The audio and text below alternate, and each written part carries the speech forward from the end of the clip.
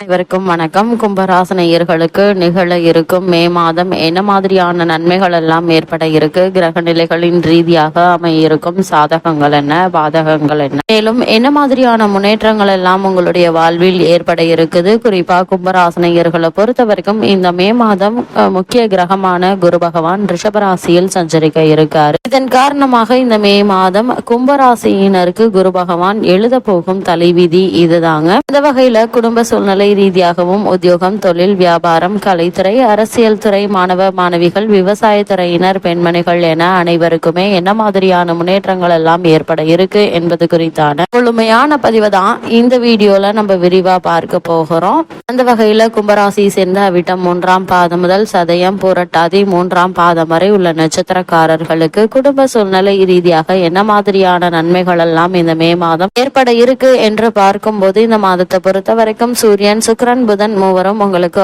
ஆதரவாக இந்த மாதம் முழுவதுமே சஞ்சரிக்கிறாங்க. இதனால இந்த மாதத்துல உங்களுக்கு வருமானம் என்பது போதிய அளவிற்கு இருப்பதால பண தட்டுப்பாடு என்பது ஏற்படுவதற்கான வாய்ப்புகள் இல்லைங்க. அதே தருணத்துல செலவினங்களும் அதிகமாக இருப்பதால சேமிப்பதற்கு இடம் இருக்காதுங்க. இருந்தாலும் நீங்கள் கடன் வாங்க வேண்டிய இந்த ஒரு நிர்பந்தமும் ஏற்படுவதற்கான வாய்ப்புகள் இல்லை என்பது கிரகங்களுடைய சஞ்சார நிலைகள் தெல்ல தெளிவாக உங்களுக்கு அறிவுறுத்துதுங்க. கும்பராசினியர்களை பொறுத்த வரைக்கும் ஜென்ம ராசியில் சனி, செவ்வாய் அமர்ந்திருப்பதாலும் தனஸ்தானத்தில் ராகு இருப்பதாலும் மருத்துவ செலவுகள் ஏற்படுவதற்கான வாய்ப்புகள் அதிகம் இருக்குது. சிறு உடல் உபாதை என்றாலும் கூட உடனே மருத்துவரிடம் அணுகி அதற்கான சிகிச்சை எடுத்துக்கொள்வது தேவையில்லாத வீண் விரய செலவுகளை தடுக்க உதவுங்க. உஷ்ண சம்பந்தமான வியாதிகள் உடலை வருத்துங்க. உடலில் உஷ்ணத்தை அதிகரிக்க செய்யும் உணவு வகைகள், காய்கனிகள் ஆகியவற்றை தவிர்ப்பது முக்கியங்க. அவசியமில்லாமல் வெயில் நேரங்களில் வெளியில் செல்வதை குறைத்துக் கொள்ளுங்க. கூடுமான வரையில் வெளியூர் பயணங்களையும் இந்த மாதம் தவிர்ப்பது ஆரோக்கியத்தை காப்பாற்றிக் கொள்ள உதவிகரமாக இருக்கும் என்பது கிரகங்களுடைய சஞ்சார நிலைகள் தெல்ல தெளிவாக உங்களுக்கு அறிவுறுத்துதுங்க. இத்தகைய கிரக நிலைகள் அமர்ந்திருக்கும் சமயத்துல பிறருக்கு உதவ கடன் கொடுத்தல்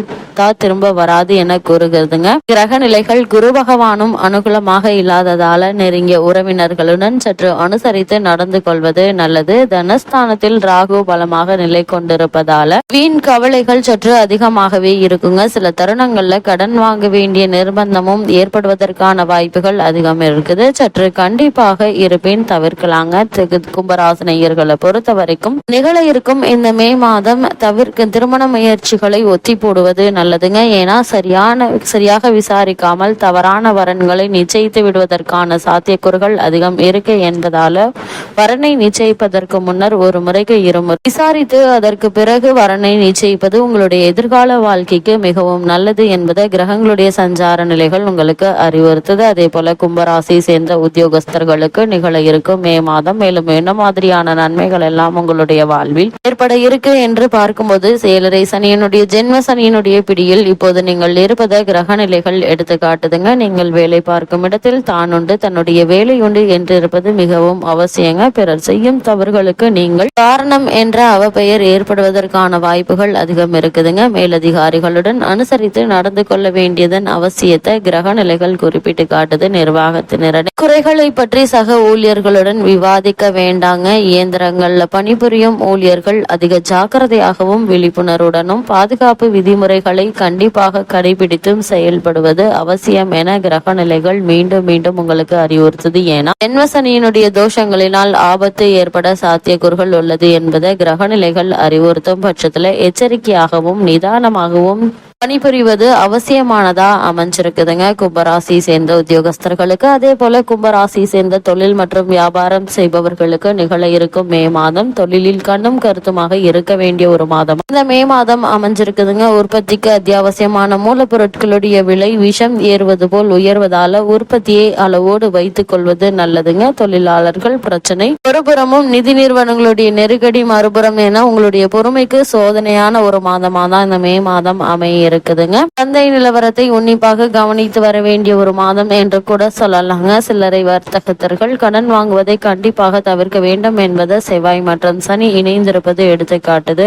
கும்பராசியை சேர்ந்த தொழில் மற்றும் வியாபாரம் செய்பவர்களை பொறுத்த வரைக்கும் இந்த காலகட்டங்கள்ல ஜென்ம சனி காலத்தில் செவ்வாயினுடைய சேர்க்கை ஏற்படும் போது வாங்கும் கடன் வளரும் எனவும் அதை தீர்ப்பது பிற்காலத்தில் மிகவும் கடினம் எனவும் கிரக நிலைகள் அறிவுறுத்தும் பட்சத்துல இது கடன் வாங்குவது சம்பந்தமான விஷயங்களை நீங்கள் எச்சரிக்கையாக கையாள வேண்டும் என்பதை கிரகநிலைகள் மீண்டும் மீண்டும் உங்களுக்கு அறிவுறுத்துதுங்க. கும்பராசியை சேர்ந்த கலைத்துறையினருக்கு நிகழ இருக்கும் மே மாதம் மேலும் என்ன மாதிரியான நன்மைகள் எல்லாம் ஏற்பட இருக்கு என்று பார்க்கும்போது, இந்த மாதம் முழுவதுமே சுக்கிரன் உங்களுக்கு ஆதரவாக இருப்பதால் வருமானம் ஓரளவு கிடைப்பதற்கு சாத்தியக்கூறுகள் இருக்குதுங்க. இருந்தாலும் கடைசி 2 வாரங்கள்ல பணத்தட்டுப்பாடு சற்று கடுமையாகவே இருக்குங்க. மாத ஆரம்பத்திலிருந்தே திட்டமிட்டு செலவு செய்வது மிகவும் நல்லது. சினிமா துறையினருக்கு சற்று தாராளமாகவே செலவு செய்வது வழக்கமாகி இருக்குதுங்க. மனதில் வைராகியம் அவசியம் என்பது கிரகநிலைகள் மீண்டும் மீண்டும் உங்களுக்கு அறிவுறுத்துது. 7.5 சனியினுடைய ஜென்ம சனி காலத்தில் சிக்கனமாக இருக்க வேண்டியது கட்டாயம் என்பதை மனதில் வைத்துக் கொண்டால் இத்தோஷ காலத்தை சுலபமாக நீங்க கடந்து விடலாங்க. அதே போல கும்பராசியை சேர்ந்த அரசியல் துறையினருக்கு நிகழ இருக்கும் மே மாதம் மேலும் என்ன மாதிரியான நன்மைகள் எல்லாம் ஏற்பட இருக்கு என்று பார்க்கும்போது, இந்த மாதத்துல நீங்க மிகவும் எச்சரிக்கையுடன் இருக்க வேண்டிய தருணம் இது என்பதை ஜென்ம ராசியில் உள்ள சனியும் செவ்வாயும் உணர்த்துதுங்க.